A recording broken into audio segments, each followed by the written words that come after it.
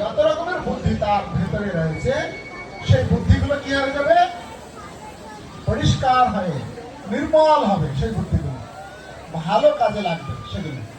তো সেটা একমাত্র সম্ভব হবে যদি গীতারূপ অমৃত, অমৃত অমৃত অমৃত মানে যে জ্ঞান পান করলে, যে জ্ঞান লাভ করলে, আর মৃত মানে মরে যাওয়া, অমৃত মানে কি? অমৃত মানে হচ্ছে যার মৃত্যু হবে না, বা মরে যাওয়ার পর পুনরায় আর আমাদের জন্মগ্রহণ করতে হবে না। অর্থাৎ এই জগতে আর, এই জগৎ তো দুঃখময় না। ভগবত গীতায় ভগবান বলেছেন এই জগৎটি হচ্ছে দুঃখালয় অশাশ্বত। অর্থাৎ এই জগৎটা হচ্ছে দুঃখে ভরা।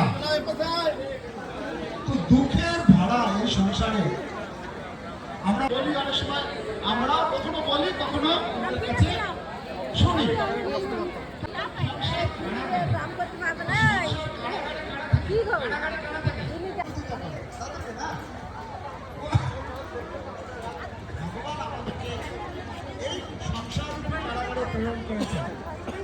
আপনারা কতজন এটা অনুভব করেন যে এই সংসারটা হচ্ছে জ্বালা?